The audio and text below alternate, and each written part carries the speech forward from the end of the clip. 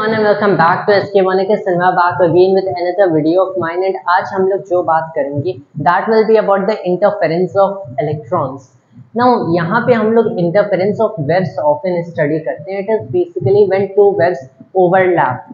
जब दो waves आपकी overlap करती हैं. So for instance you have a certain particle in a transverse wave, say a string wave. तब यहाँ पे आपके पास एक स्ट्रिंग है जिसपे दो वेव्स आ रही हैं एंड व्हेन दे ओवरलैप, तब ये पार्टिकल नेसेसरीली ऐसा नहीं है कि ये पार्टिकल h1 एम्पलीट्यूड एक वेव की एंड h1 h2 एम्पलीट्यूड दूसरे वेव की है, so will go to an amplitude h1 plus h2. ऐसा जरूरी नहीं है क्योंकि it depends on basically the position and I am talking about at any specific instant of time. तो ये बेसिकली डिपेंड करता है कि वो पार्टिकल किस पोजीशन पे रखा गया है, क्या फेज डिफरेंस है. In fact not even the position, यहाँ पे फेज डिफरेंस मैटर करता है. What are the phase differences between the what is the phase difference between the two waves. तो ऐसे कई सारे फैक्टर्स होते हैं ओवर हियर. यहाँ पे अगर दोनों वेव्स के बीच जीरो फेज डिफरेंस है तब आपको पता है कि ये जो हमारे जीरो फेज डिफरेंस के लिए these two waves will basically overlap and they will interfere constructively, जिसकी वजह से पार्टिकल एक मैक्सिमम तक जा सकता है. So you will have a height of h1 plus h2. That is a direct combination of the two amplitudes. तो यहाँ पे हमारे पास इंटरफेरेंस ऑफ वेव्स हमने स्टडी कर रखा है. डिस्ट्रक्टिव इंटरफेरेंस ऑफ वेव्स भी हमें आता है. नाउ जो हमारे इलेक्ट्रॉन्स होते हैं ये भी क्वांटम मैकेनिक्स में नॉट नेसेसरीली पार्टिकल्स होते हैं. They are what you call particle waves.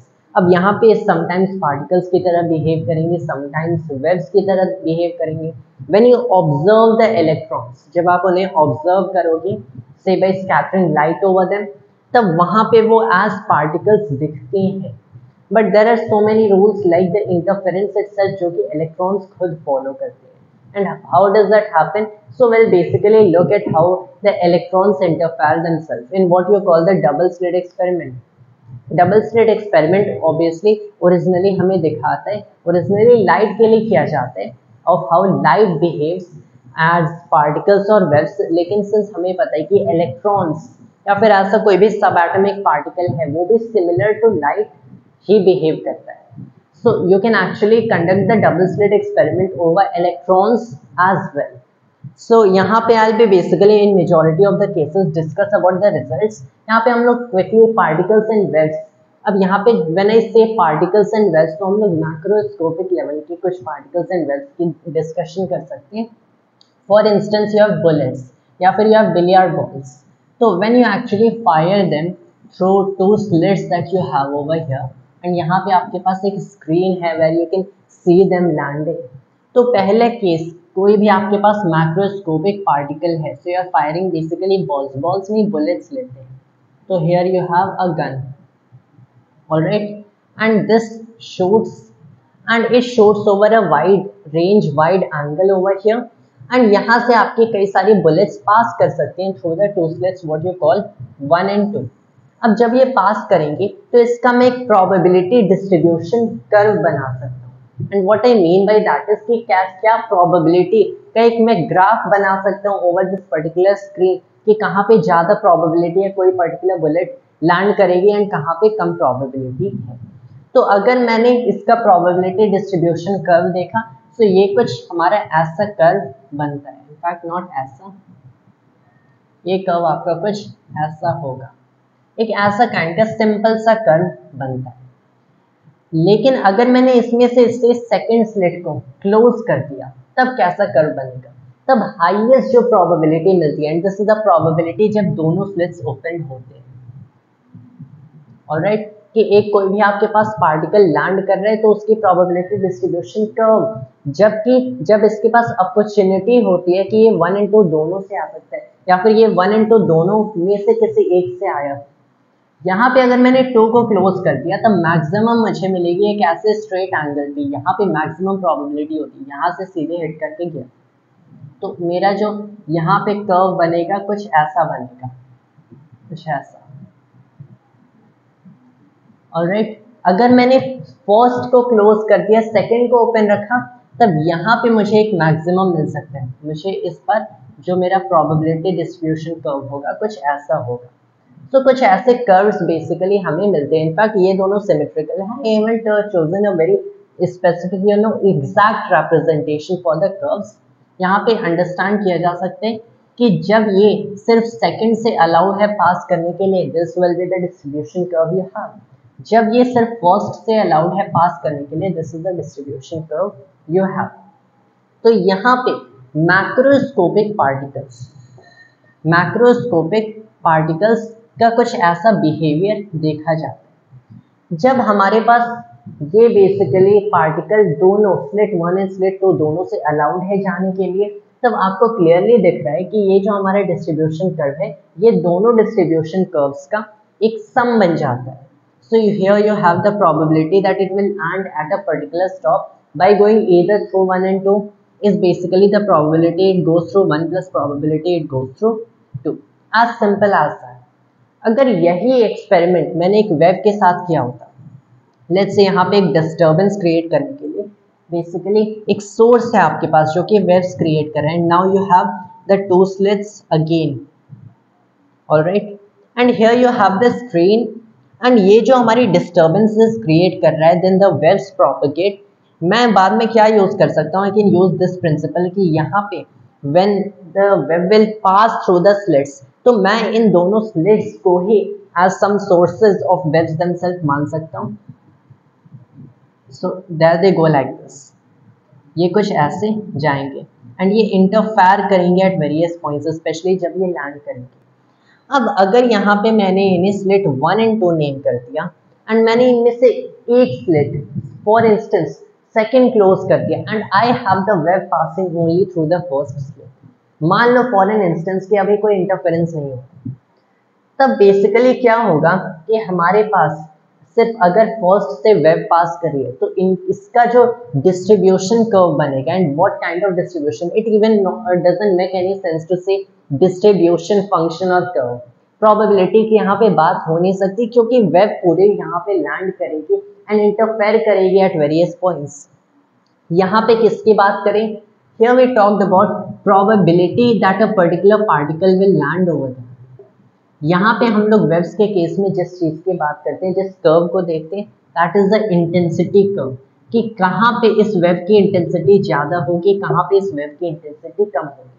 And intensity curve for instance when you close slit second is very similar to the probability curve that you get here closing slit second in the particle experiment.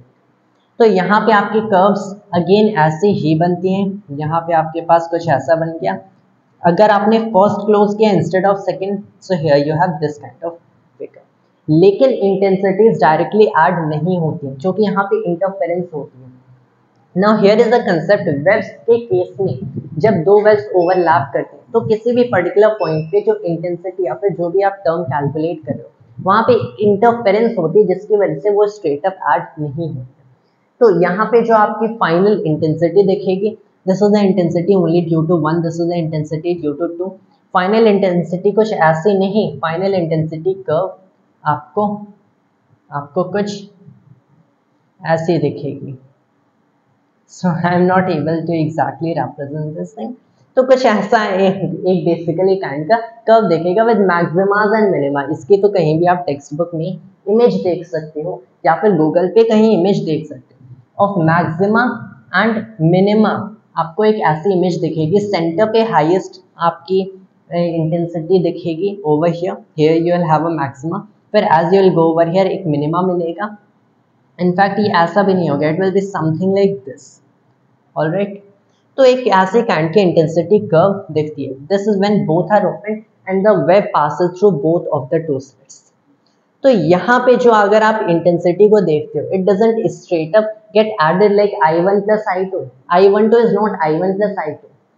कुछ ऐसा होता है कि आप मान लो कि इस particular case में आपके किसी भी पर्टिकुलर पॉइंट पे आप देख रहे हो, किसी भी टाइम इंस्टेंट पे अगर आप देख रहे हो, तो डिस्प्लेसमेंट को आप कैसे रिप्रेजेंट कर सकते हो? Some sort of complex function represent कर सकते हो। You can again represent it as a cosine और sine function of time. For instance, जैसे आप कोई ट्रांसवर्स वेव लेते हो, so you write it as y equals let's say a sin kx minus omega t, तो ऐसा लिखा जाता है। नो नीड फॉर दैट, हम लोग कोसाइन फंक्शन भी ले सकते हैं, but what we can do is to simplify things, हम लोग इन्हें एज कॉम्प्लेक्स फंक्शंस के रियल पार्ट ले सकते हैं for when you consider a cosine function instead of a sine function. इसका मतलब क्या, इसका मतलब ये कि आपने basically you will have majority of experiences considering waves as sine functions, इन्हें कॉस फंक्शंस भी लिया जा सकता है। तो यहाँ पे इन्हें एज सर्टेन कॉम्प्लेक्स नंबर्स मान लो एंड उनके रियल पार्ट की आपकी डिस्प्लेसमेंट दी जा रही है। By doing that what you can certainly get is कि आपके पास एक हाइट मिल जाएगा, लेट्स से y1 या फिर h1 would be a better term, एक displacement h1 e to the power हम लोगों ने i ओमेगा t ले लिया, दूसरा h2 e to the power i omega t ले लिया। जब ये दोनों वेव्स इंटरफेयर करेंगे डिस्प्लेसमेंट सुपरपोजिशन से ऐड होती है, मतलब h1 plus h2 e to the power i omega t। Always remember जो हमारा इंटेंसिटी होता है this is always proportional to the square of the absolute value of this amplitude you have over here। तो हमारा जो I1 होगा this will be proportional to the mod of H1 का square, and here I am taking out the proportionality constants, I am not considering that right now, तो I1 को just mod of H1 square लिख लेते हैं। I2 will be similarly mod of H2 square।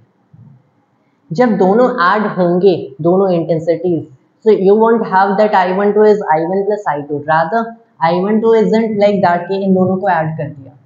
हमारी जो अब total amplitude मिली, amplitude add हो गए bye superposition, will have H12। अब जो हमारी I12 होगी this will be equal to mod of H1 plus H2 का square. So it isn't mod H1 square plus mod H2 square, it is mod H1 plus H2 का square, that is mod H1 square plus mod H2 square plus 2 mod H1 mod H2 cos of यहाँ पे इन दोनों का phase difference है 5 but delta would be a better term to represent a phase difference लिखा जा सकते हैं। So that you have I12 is basically I1 plus I2 plus 2 root I1 I2 cos delta. ये हमारी बेसिकली हमारी intensities का सम कुछ ऐसा दिखता है। ऑलराइट, सो यहाँ पे बेसिकली कुछ ऐसे काइंड की एडिशन होती है of the to intensities that you have over here. तो बेसिकली यहाँ पे क्या हुआ, आपने प्रोबेबिलिटी कैलकुलेट की, डायरेक्टली ऐड होता है। वेव्स के केस में यहाँ पे जो इंटेंसिटी होती है कुछ ऐसे ऐड होती है, because you basically have an interference effect, what you call an interference effect that you get over here. अब यही चीज अगर हम लोग इलेक्ट्रॉन्स के साथ करें, if we try to wave the electrons or if we try to see कि कैसे electrons basically दोनों slits के through pass करते हैं। so we have over here an electron gun and ये basically electrons fire करती है and यहाँ पे आपके पास क्या हो गया, दोनों slits हो गई। here you have the two slits। अब यहाँ पे ये जो दो slits है, alright, उसके बाद यहाँ पे you have a screen। इस स्क्रीन पे इलेक्ट्रॉन्स लैंड होते हैं, when the electron gun fires all the electrons and they pass through the two slits। इस स्क्रीन पे वे लैंड होते हैं जो basically place a detector all around it to say कि कैसे इलेक्ट्रॉन्स कहाँ कहाँ पे लैंड हो रहे हैं। डिटेक्टर की नेसेसिटी क्लियरली है, यहाँ पे भी डिटेक्टर चाहिए कैलकुलेटिंग द इंटेंसिटी, यहाँ पे भी डिटेक्टर चाहिए to calculate the number of bullets that lands over.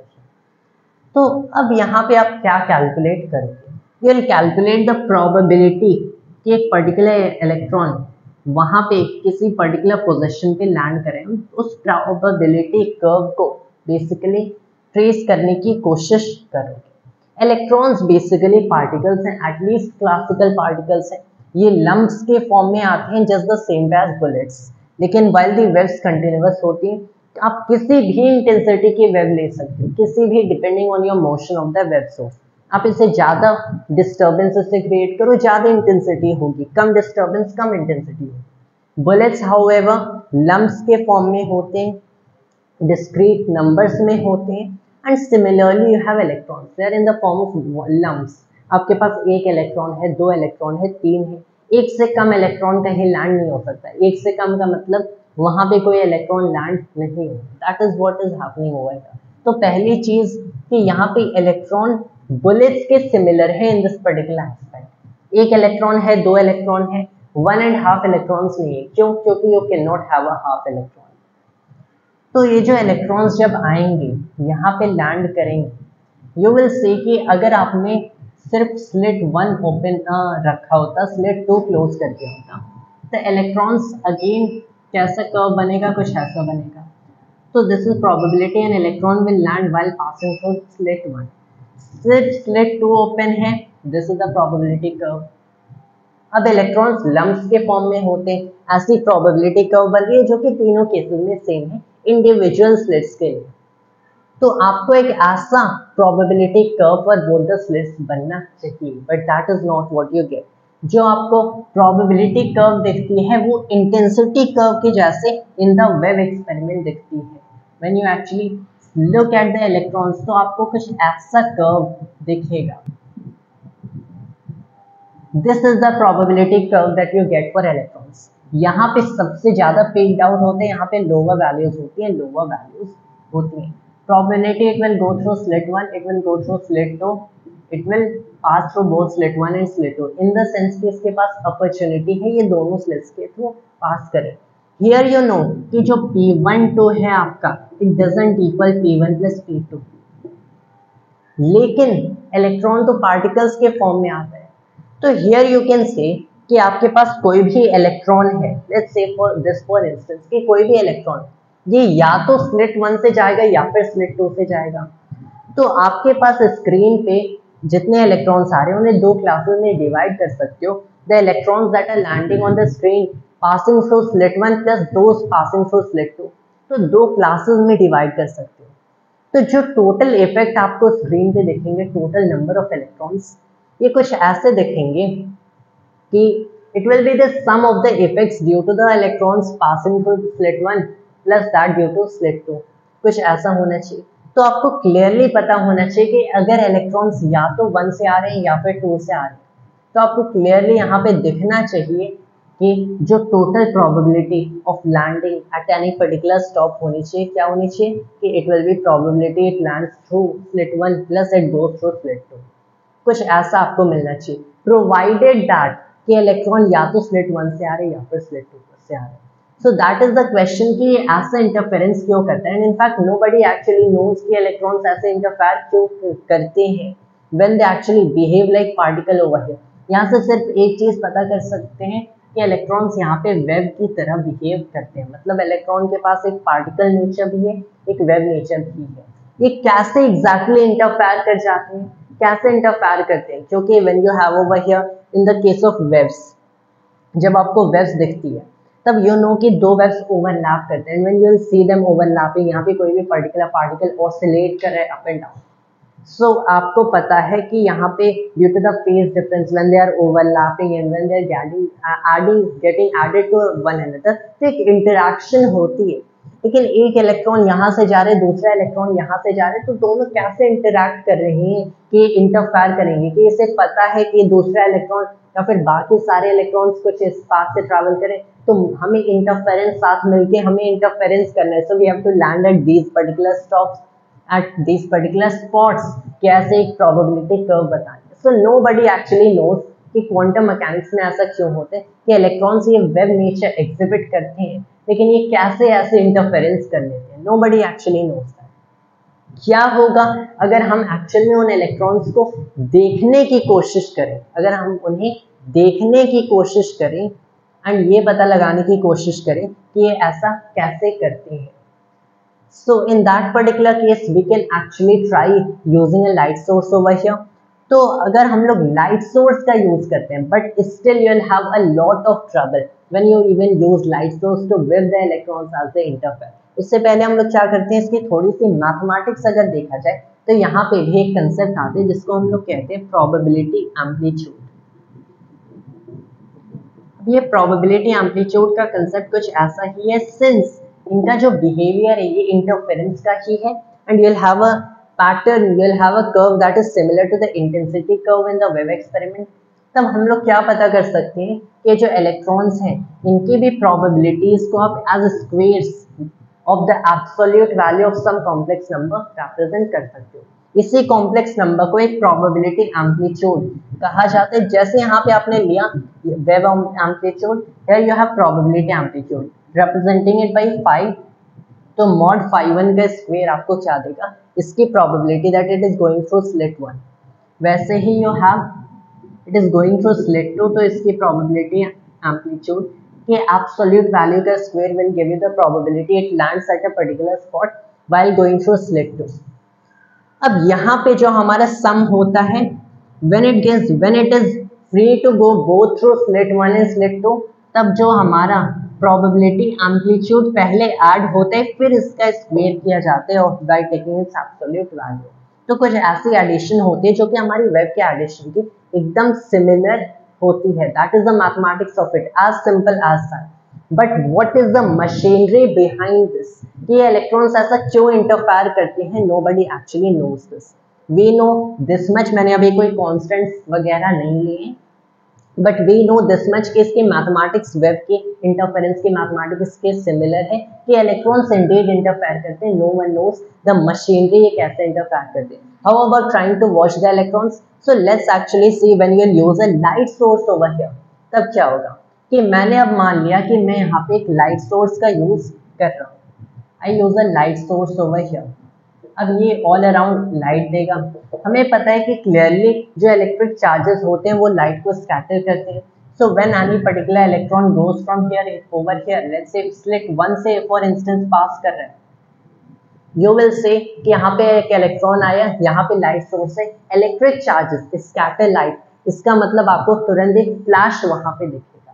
And when you suddenly see a flash, तो जिस पॉइंट के अराउंड, जिस विसिनिटी में आपको वो फ्लैश दिखा, आपको पता चल गया ये इलेक्ट्रॉन कौन से स्लिट से पास कर रहा है। तो हमें बेसिकली यहाँ पे क्या देखना है, मशीनरी, इलेक्ट्रॉन्स कैसे स्लिट से पास करके इंटरफेयर कर रहे हैं, क्यों कर रहे हैं।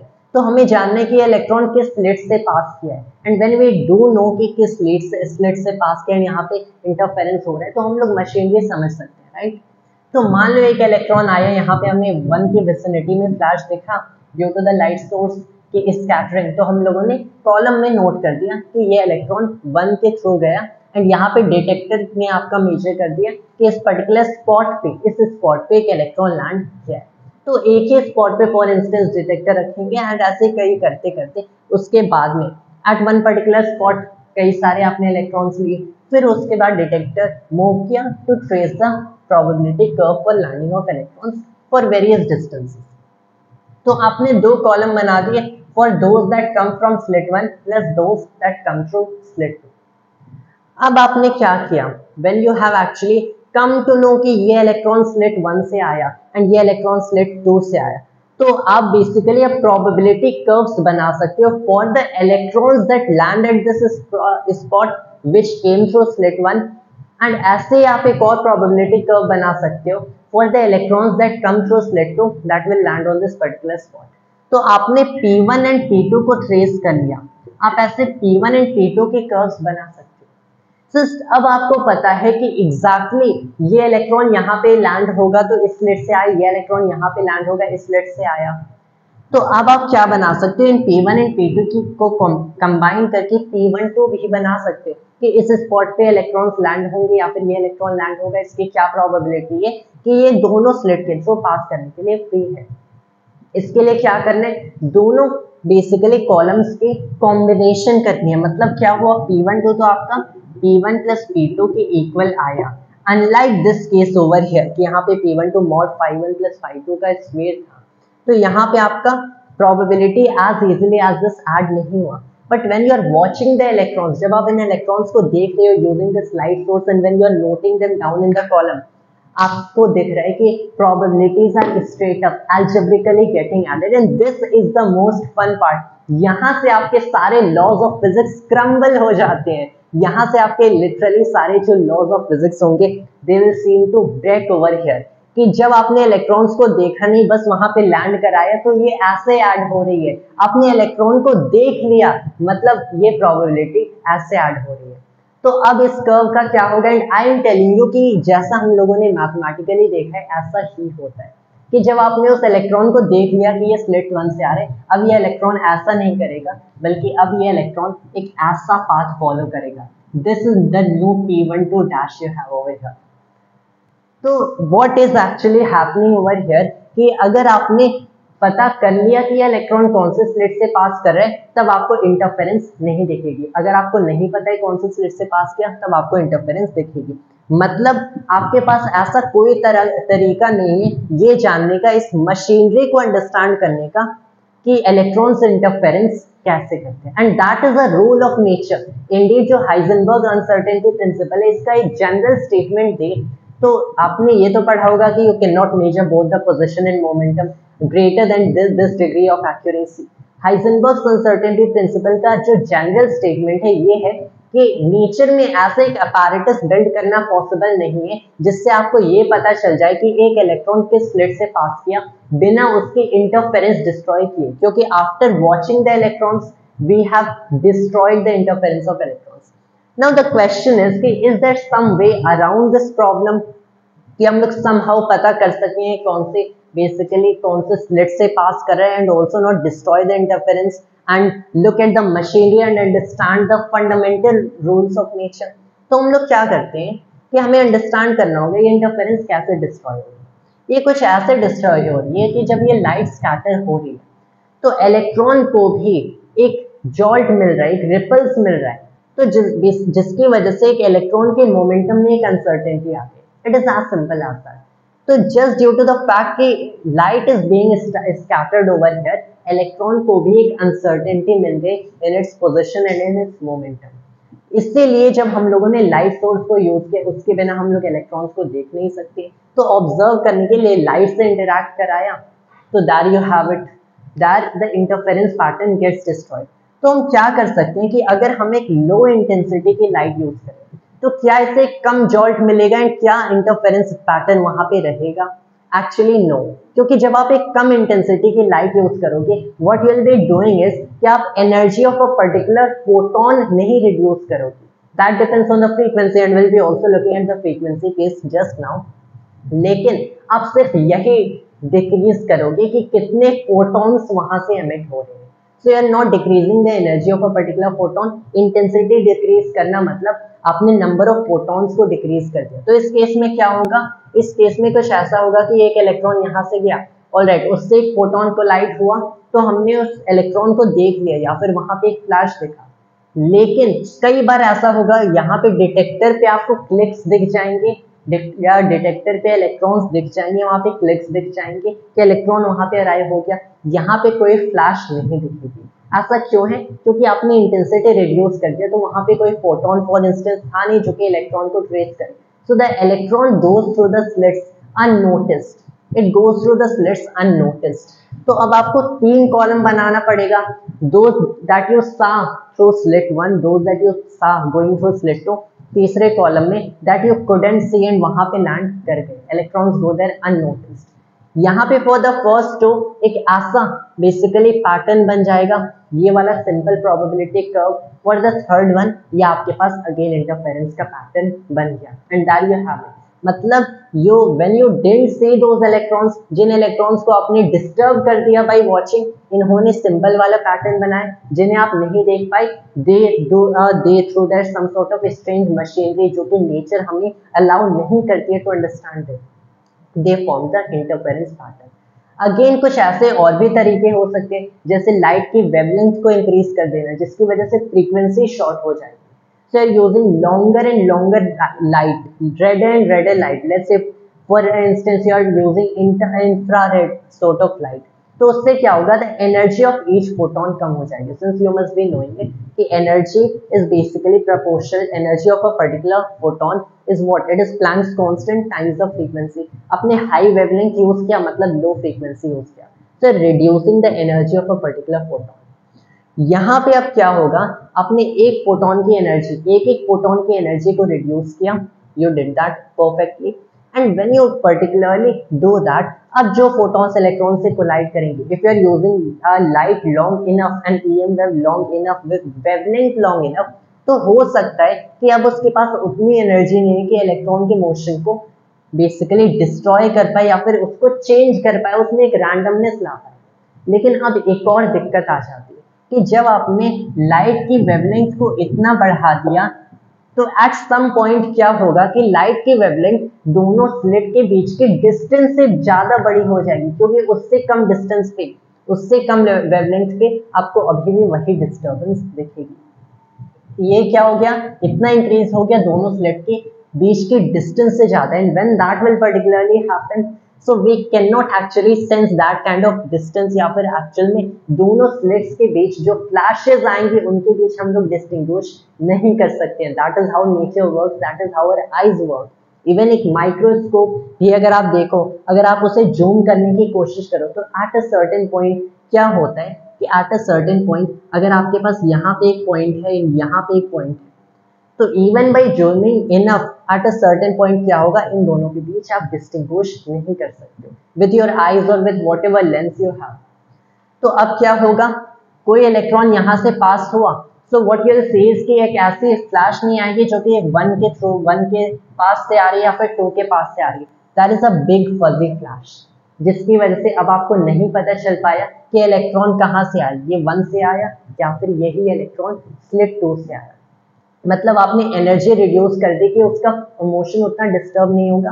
फिर क्या हुआ, फिर आपको पता नहीं चल पाया कि ये इलेक्ट्रॉन 1 से आया या फिर 2 से आया। अब कैसा प्रोबेबिलिटी कर्व बनेगा, here you will have this strange interference probability curve. अब आप इलेक्ट्रॉन को देख नहीं पाए कि ये कौन से स्लिट से आ रहे, इलेक्ट्रॉन फिर से इंटरफेरेंस करेगा and you will have that kind of strange interference probability curve. तो बेसिकली एक एज अ जनरल रूल हमारा नेचर का आ जाता है कि that is why I stated, that is how I stated कि अनसर्टेनिटी प्रिंसिपल का जनरल स्टेटमेंट ये है कि आप एक ऐसा कोई अपैरेटस नहीं बना सकते हो जिससे आपको ये पता चल पाए कि इलेक्ट्रॉन स्लिट 1 से गया या फिर स्लिट 2 से गया एंड बिना इस इंटरफेरेंस को डिस्ट्रॉय करे हुए। तो what we learn from here is कि बेसिकली आपके पास ऐसा कोई भी इवेंट ऑकर कर रहा है, ऐसा कोई भी इवेंट ऑकर कर रहा है जिसके कई बेसिकली अलग अलग तरीके हो सकते हैं फॉर ऑकरिंग, जैसे स्लिट 1 से जाना या फिर स्लिट 2 से जाना। So in that particular case in majority of time जब आप इन्हें ऑब्जर्व नहीं करते हो, तब आपका बेसिकली क्या होता है, जो प्रोबेबिलिटी की एडिशन होती है ये कुछ इस तरीके से होती है कि दोनों प्रोबेबिलिटी एम्पलीट्यूड का सम होता है, फिर उसके एब्सोल्यूट वैल्यू का स्क्वायर होता है। This is how probabilities are added. लेकिन जब आपको पता चल जाता है कि कोई भी इवेंट हो रहा है एंड उस इवेंट के लिए कौन सा पाथ फॉलो हो रहा है, जैसे जहां पे हमें पता चल गया कि कौन से पाथ से इलेक्ट्रॉन जा रहे हैं, कि कौन से स्लिट से इलेक्ट्रॉन पास कर रहे हैं, जब आपको पाथ पता चल गया तब प्रोबेबिलिटीज ऐसे सिंपली ऐड हो जाती है। then probabilities get added like this, मतलब like this।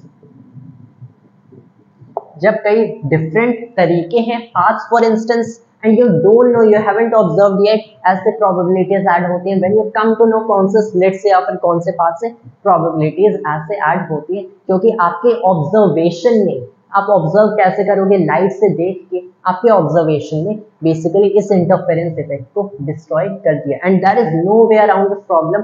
That is why uncertainty principle is a general rule of nature itself. आप कोई भी तरीका सोचो, लेकिन अगेन उसमें एक और तरीका हो सकता है that you can basically attach rollers over here कि जिस स्लिट से बेसिकली ये पास किया अकॉर्डिंग टू द मोमेंटम, जैसे ये 1 पे की एज पे स्ट्राइक करेगा तभी तो जाके यहाँ पे लैंड करेगा। इट इज नॉट कि इलेक्ट्रॉन यहाँ से गया ऐसे पाथ चेंज के, ये 1 की एज पे स्ट्राइक करेगा फिर यहाँ पे लैंड करने की पॉसिबिलिटी है। You can place your detector here, फिर जो मोमेंटम इन बेसिकली स्लिट्स को मिलेगा by attaching a roller over here, what you can observe is momentum। And कोई भी इलेक्ट्रॉन पास कर रहा है, आप कुछ ऐसा बिना लाइट सोर्स का यूज किए, बिना लाइट सोर्स का यूज किए आपने क्या किया, यहाँ पे इसके इलेक्ट्रॉन कौन से स्लिट से पास करे उसे ऑब्जर्व करने की कोशिश की। कैसे? By calculating the momentum of this particular thing of the particular slits that they gain over the roller and as they travel through the roller, जो कि मोमेंटम इन्हें इलेक्ट्रॉन के मोमेंटम से मिला है वो आप पता कर सकते हो। दैट इज बेसिकली आपने उतना मोमेंटम चेंज कैलकुलेट किया, आपको पता चल गया कि कौन सा स्लिट से गया है। लेकिन अब एक और दिक्कत आ जाती है and that will be due to this fact कि जो हमारे मोमेंटम एंड पोजीशन की जो अनसर्टेनिटी का जो प्रोडक्ट होता है, this is always greater than a certain number. आपको अगर momentum of these particular slits या फिर दिस स्क्रीन अगर उतनी एक्यूरेसी से पता चल गया तो आपको इनकी पोजीशन उतनी एक्यूरेसी से नहीं पता चल पाएगी। That is you don't know exactly कि ये स्लिट्स कहाँ पे है and when you don't know ये स्लिट्स कहाँ पे है, so this is again how nature place it's cards. And जब ये इलेक्ट्रॉन्स भी पास करेंगे, the slits might be at different positions at the same time. आपको नहीं पता कि यहाँ पे रखे गए थे तो ये अभी भी यहाँ पे है कि नहीं। And due to those different positions, interference, जो हमारी इंटरफेरेंस का सेंटर होगा वो अलग अलग होगा due to different electrons, and interference फिर से डिस्ट्रॉय हो जाएगी। दैट इज वाई जो हमारा पूरा क्वांटम मैकेनिक्स होता है इसी रूल पे बेस्ड होता है कि ऐसा apparatus बिल्ड करना पॉसिबल नहीं है। And if uncertainty principle were to fail, तो पूरी क्वांटम मैकेनिक्स फेल हो जाएगी। That is all there is to interference of electrons. Let's call it interference of electron waves। जब इनके interference की ही बात करें, though they appear as particles, यहाँ पे when not waved they go and travel and land on the slits by interfering। कैसे interfere करते हैं, नेचर का ये खुद एक रूल है कि हम ये कभी नहीं जान सकते। एज ऑफ नाउ, अभी तक हमें जो पता है हम लोग ये नहीं जान सकते, ऐसा नेचर में इम्पॉसिबल है जानना कि इनकी मशीनरी क्या है, कि ये कैसे इंटरफेयर करते हैं। That was all for today's video of mine and thanks to all of you.